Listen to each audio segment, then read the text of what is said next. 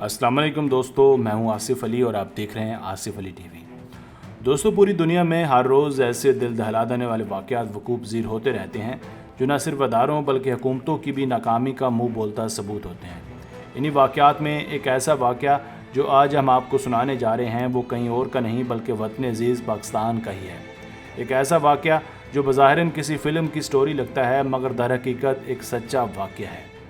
दोस्तों, ये वाक़या है साल 2011 का, जब पाकिस्तान के इलेक्ट्रॉनिक मीडिया पर एक ख़बर चली कि लाहौर के घर पर एक मस्क शुदा डेड बॉडी मिली है, जिसके बारे में मुबैना तौर पर यह कहा जा रहा है कि यह कहीं आसमान से गिरी है। मगर जब अथॉरिटीज़ वहाँ पहुँची तो जो इंकशाफ हुआ वो होश रुबा था। सर, ये बॉडी एक 13 साल लड़के कासिम सिद्दीक की थी जो 13 जनवरी 2011 को जहाज़ के पहियों में बैठकर गैर कानूनी तरीके से बैरून मुल्क जाना चाहता था।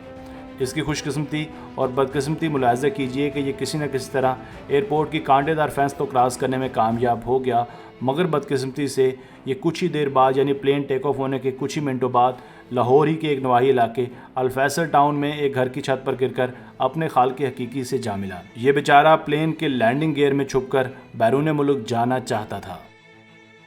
दोस्तों, 13 जनवरी 2011 को रात तकरीबन 9:10 पर अल-फैसल कॉलोनी गली नंबर 5 में रहने वाले रिटायर्ड पीटीसीएल मुलाजिम हाजी मोहम्मद अफजल की छत पर अचानक से एक बड़ा धमाका होता है।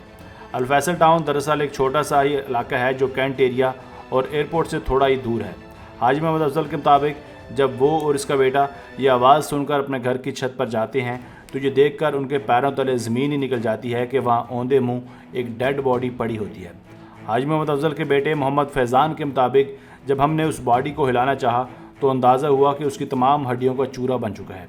इसके दोनों बाजू, कंधे, छाती और कूलों की हड्डियां मुकम्मल तौर पर टूट चुकी थी। हर जानिब खून ही खून था और इसका सर भी मुकम्मल तौर पर खुल चुका था।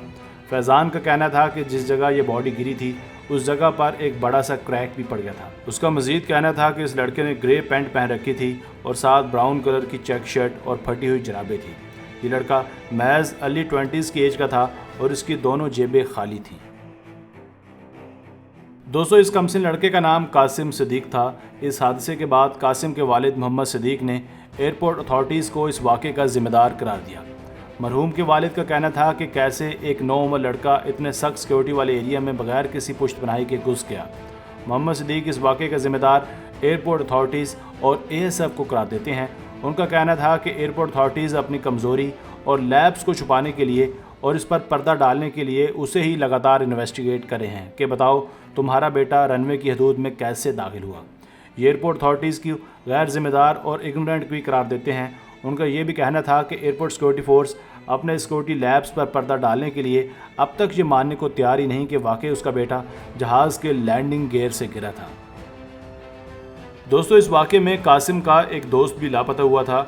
इसके लापता दोस्त के वालिद जमशेद अहमद ने इल्ज़ाम लगाया कि इसका बेटा ASF के ज़ेरे हिरासत है। उनका कहना था कि उनके बेटे ने कभी भी बैरून मुल्क जाने की ख्वाहिश का इजहार नहीं किया था और ना ही मेरा बेटा ऐसी कोई बेचगाना हरकत कर सकता है।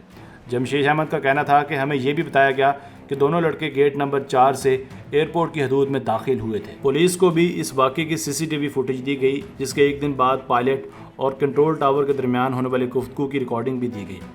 इस वाक़े के तफ्तीशी SI जाहिद हुसैन ने ट्रिब्यून को इंटरव्यू देते हुए बताया कि अभी इस बात का कोई सबूत नहीं या ये कहना कबल अज़ वक्त होगा कि अली और इसका दोस्त कासिम वाकई ही गेट नंबर 4 से एयरपोर्ट में दाखिल हुए, मगर हकीकत शायद इसके बरकस थी। इस बात का कभी इम्कान ज़ाहिर किया जा रहा है कि ये दोनों लड़के एयरपोर्ट के गिर्द लगी फेंस के नीचे से रेंग कर अंदर आए थे। एक ऑफिशियल के मुताबिक हमें कासिम की जैकेट पर बहुत से कांटे भी लगे नजर आए।